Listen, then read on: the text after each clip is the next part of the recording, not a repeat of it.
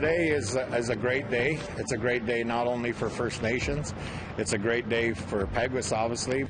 Tonight, putting children first. The biggest First Nation in Manitoba gets ready to take over its own Child and Family Services Department.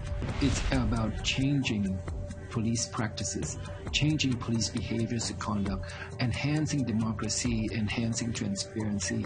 In a province that says systemic racism doesn't exist, do police body cameras do more harm than good? I think it's huge. The main thing for me that's exciting that it means is that it makes the book more accessible to all kinds of families, not just Indigenous families. And a young mother plants the seeds of learning a language in her unborn child.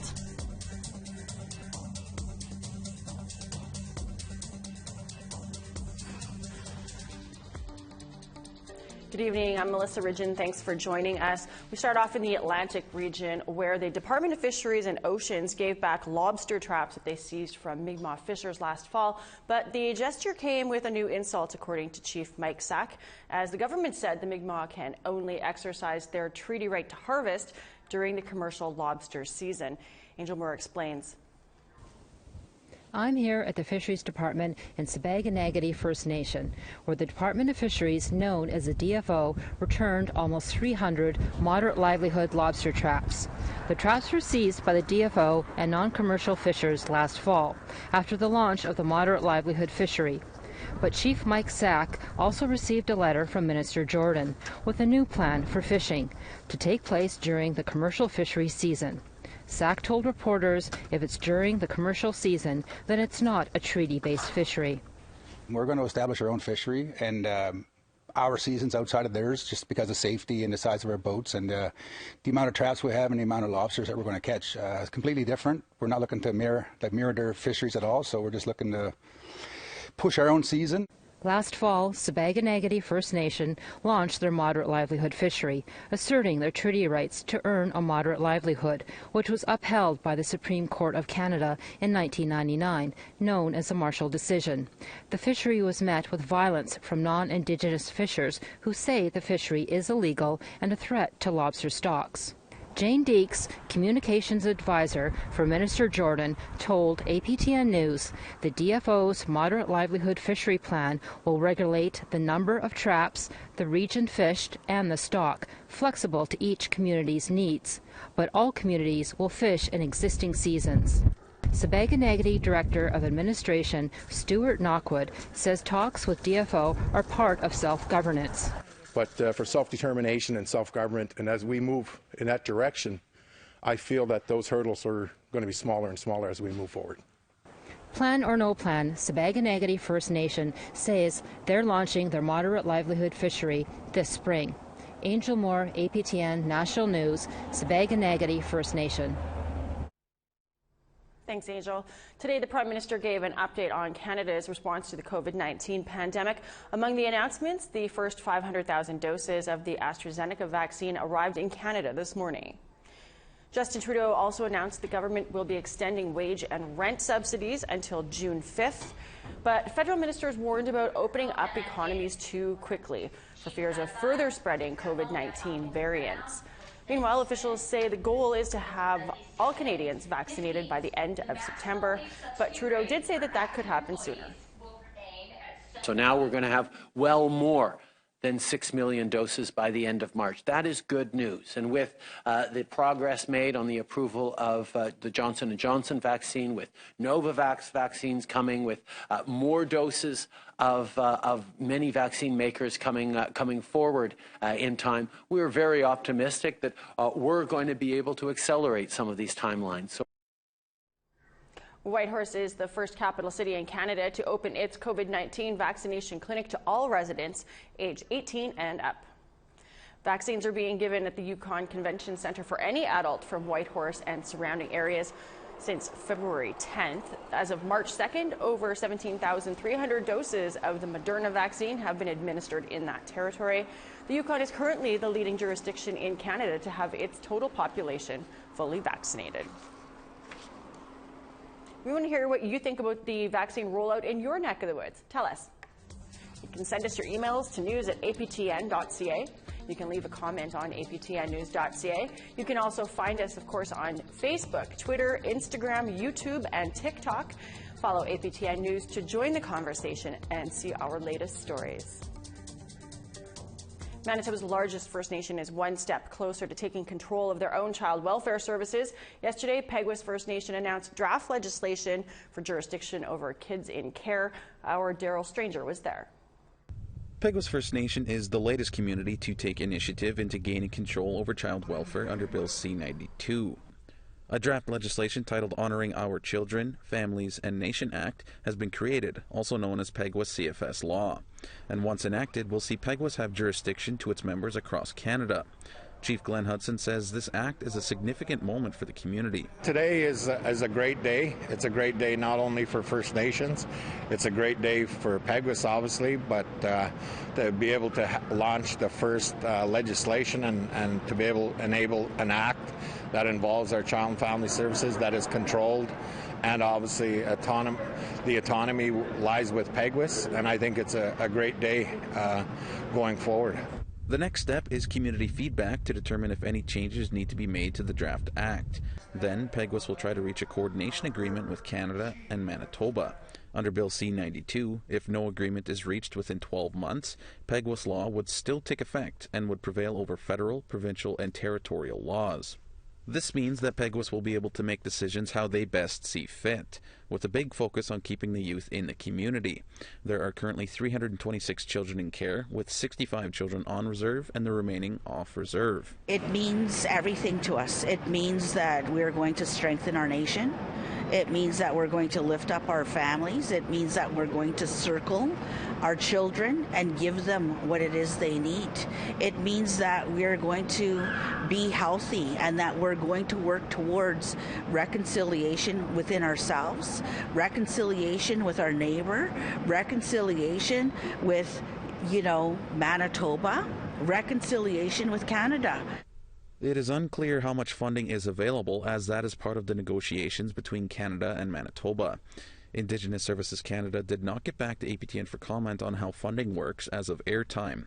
However, one restriction would be that funding can only be used for child and family services. The Act itself does have some funding requirements that we've set out, so it's going to be our law that sets out what can be done with the funding. So there's restrictions on the funding, for example. One restriction would be that funding for the implementation of the Act cannot be used for debt reduction of the First Nation, for example.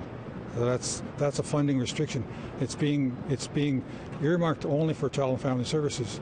Peguis hopes to reach an agreement with the provincial and federal governments in the coming months. But if one isn't reached, the Act would take effect in January 2022, 1 year after the request was made, as outlined under Bill C-92. Daryl Stranger, APTN National News, Winnipeg. We have to take a short break, but when we come back, would body cams on police solve problems or create new ones? That footage led to the conclusion that he was not involved. There was another male that was involved in the assault of a police officer. The images and pictures don't lie.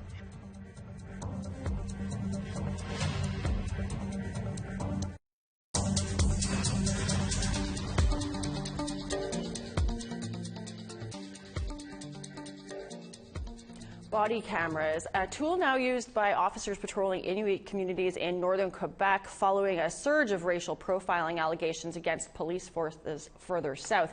Activists are debating whether body cams present solutions or if they create more problems. Our Lindsay Richardson takes a look. Last week, we brought you the story of two Innu men left traumatized by a false detainment by Quebec Provincial Police. They were stopped at gunpoint on ancestral territory. Police say it was a case of mistaken identity, but in hindsight, the men say the incident reeks of racial profiling. Au quartier, à Centrale, à Bécama. On est à bout, on a mieux d'un endormissant. Oui, c'est vrai. Ah, je t'ai dit, on me donné hash. Né, qui s'y en a, toi, comme je dois en bout dans là. Et moi, you devil. Et on est dans ce. Moi, ben, on est ne peut. Ne Haitian et The issue caught the attention of Quebec's Indigenous Affairs Minister and the province's police watchdog, the BEI. Also on their radar, the incident now known as the Camara Affair. Mamadi Camara, a black PhD student, was arrested and charged with attempted murder of a Montreal police officer. He was held for 6 days before being released with all charges dropped after highway camera footage showed another assailant, not Camara, attacking the officer. That footage led to the conclusion that he was not involved. There was another male that was involved in the assault of the police officer. The images and pictures don't lie. So we can use that as the best example as why video footage or body cams footage and everything else can be very, very valuable. The Montreal-based Centre for Research Action on Race Relations handles racial profiling complaints against police. Last summer, Montreal Police Force, known as the SPVM, introduced a policy meant to end random street checks, a practice which disproportionately targets Indigenous women and people of color. But cases like Camara's are reigniting calls for police to be equipped with body-worn cameras. Niemi says this type of footage can make or break a profiling case once it's before the courts. It's about changing police practices, changing police behaviors and conduct, enhancing democracy, enhancing transparency, and the cost of not having accountability, not changing police practices and conduct can eventually cost us much. After Camara's public exoneration, Montreal's opposition parties filed a motion requesting body cams for all SPVM officers, something Montreal Mayor Valérie Plante said she supported. It is definitely one of the tools that is necessary, and I'm definitely for it. Madame la Mairesse. But during last week's City Council meeting, the Plante administration blocked the motion, saying they needed more time to discuss. And as the debate plays out, some activists and researchers urge caution. What we're doing with these cameras is we're actually putting a tool in the hands of the police. And what we've been asking for is to put tools in the people of the citizens. And that's not what we're doing here, and that's not going to produce accountability. Justin Doucette co-authored an op-ed in the Montreal Gazette taking a data-based look at the issue. Yale University's Law Journal, they published a study in 2016, and they found that jurors, when they're shown video evidence of alleged police misconduct, they were no more likely to decide against the officer than if they were presented non-video evidence. For example, the testimony of a victim. So that tells us in the judicial process, if a defendant or a complainant even had access to video footage from a body cam and could present it in court, this kind of evidence doesn't actually carry the weight that we think it does. But in northern Quebec, officers with the Nunavik Police Service say body cams are improving outcomes. It's hard to put a number, but when we started the project, we've been told that it reduces use of force incident either by or against the police. And we did see a decrease in use of force during that year in Kuujjuaq. Following a successful pilot project in Kuujjuaq, Mercier says officers in all 14 communities in Nunavik will be equipped with body cams come fall. Mercier says use of force cases are down by half, and clear procedure is their key to success. The more the procedure is complicated, the more you're going to get problems with. If there's too many circumstances that the police officer can or cannot record, that's when it's getting messed up, and the officers are not going to use it properly. But when it's simple and straightforward, that's when it's going to work well. Nunavik police officers are ordered to record any intervention involving domestic violence, impaired driving, or, quote, extraordinary circumstances. They're not allowed to film in hospitals, in churches, in situations with nudity, or where there are privacy concerns. Officers are ordered to turn in a written report explaining why they chose to film or not to film. But some people remain adamant that any tool put in the hands of police will ultimately be used for the police's benefit. We need to stop looking for quick fixes, and we need to start asking fundamental questions of what makes a safer society for Indigenous people and for racialized communities. So the question remains, will the unblinking camera become an omnipresent, impartial witness, or a tool for the status quo to manipulate an agenda? The conversation continues. Lindsay Richardson, APTN National News, Montreal. time for another break, but coming later this week, Canada's 3 territories are receiving priority access to COVID-19 vaccines due to how remote they are and how hard it is to get medical help. Here's Kent Driscoll, our Nunavut reporter, with how the rollout is going there. Hi, I'm Kent Driscoll, here in Iqaluit. It was a year ago this week that I did my first story about the potential of COVID-19 here in Nunavut. Since then, 359 Nunavummiut have had COVID-19. At the same time, over 5,000 Nunavummiut have now received their second shot of the Moderna vaccine. Nunavut's long year of COVID. That's coming soon on APTN National News. And still ahead, how a desire to teach her unborn child his language led to her writing a children's book. I specifically was looking for a book that had my language in it because that was something that was really important to me, was to instill that love of language that I didn't really have growing up into him.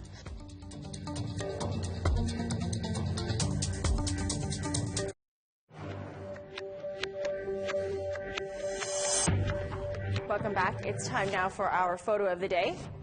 Russell Mason sent us this photo, which was taken in East St. Paul, Manitoba, just outside of Winnipeg.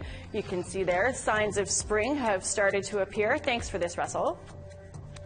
Good reminder to think about that. Ice is getting thinner in many regions, so stay safe out there and keep these photos coming. You can send them to share at aptn.ca and you could be our next photo of the day. Now let's take a look at tomorrow's weather forecast. Off to the east coast, we've got -3 and some showers for Fredericton, snow, and -1 for Charlottetown. In Nukushawak, -14 and snow. Kuujjuaq, -1 and snow there too. Quebec City, sunshine, -10 degrees. Saint-Jovite, -8 and sunny. North Bay, -6 and sunshine, -5 and sunny in Sault Ste. Marie. So Lookout, 1 degree and sunshine, -6 and snow for Big Trout Lake. 0 and sunshine for the Paw. Puckatawagan's, -4 and sunny. Sundown south in Manitoba 2, 0 for Barons River, 3 for Winnipeg. 8 and sunshine for Swift Current, Yorkton 2 and sunny. 0 and sunshine for L'Orange, -5 and sunshine for Uranium City. -3 and snow for High Level, but sunshine everywhere else, 3 degrees in Fort McMurray. 6 and sunshine for Edmonton, 14 and sunny for Medicine Hat. 11 and sunshine for Kamloops and Quesnel, 8 rain for Campbell River. 7 and some cloud for Prince Rupert, 9 and sunshine for Prince George. Rock River, -22 and sunny, -4 and snow for Whitehorse. Fort Simpson, -14 and snow, -13 and snow for Fort Liard.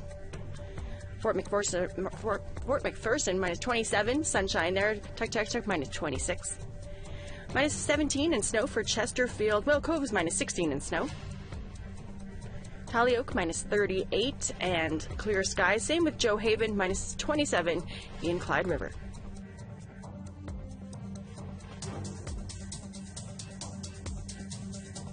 A former physician with the community of Fort Chippewa in northern Alberta is being recognized for his efforts of exposing the impact of the tar sands industry on nearby Indigenous communities. Dr. John O'Connor is the inaugural winner of the Peter Bryce Prize for Whistleblowing. It was created by the Centre for Free Expression in Toronto. Since 2006, O'Connor reported about the high number of cancers and health problems among residents of Fort Chip. At the time, the doctor received much pushback from health officials who said that he was exaggerating concerns. In 2015, O'Connor was terminated from his position but was given no reason for the firing. There has still been no comprehensive health study on the impacts of the tar sands industry. O'Connor was honored at a virtual ceremony this morning. I am gobsmacked. All I'm doing is my job. Part of being a physician is being an advocate for your patients, and that's all I do and I've done.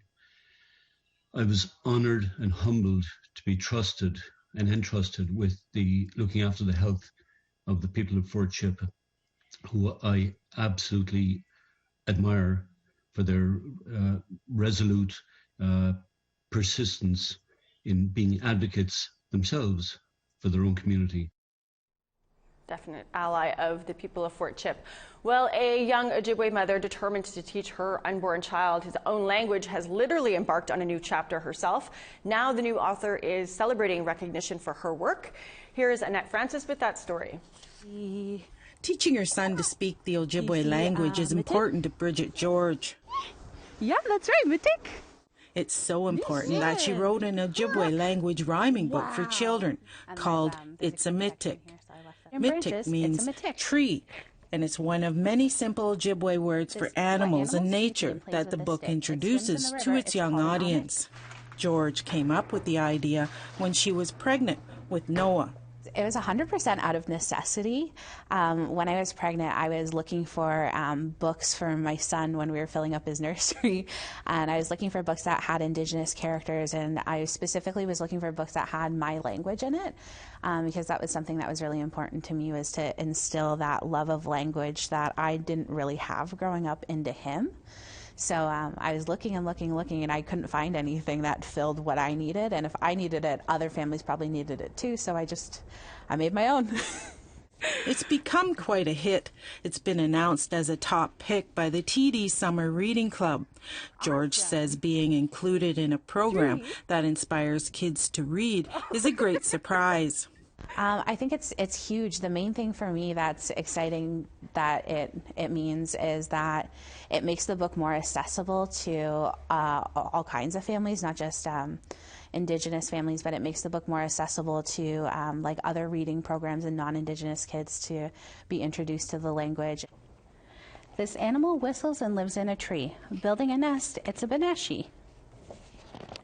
According to George, the book is a winner with Noah as well. She says another book is in the works.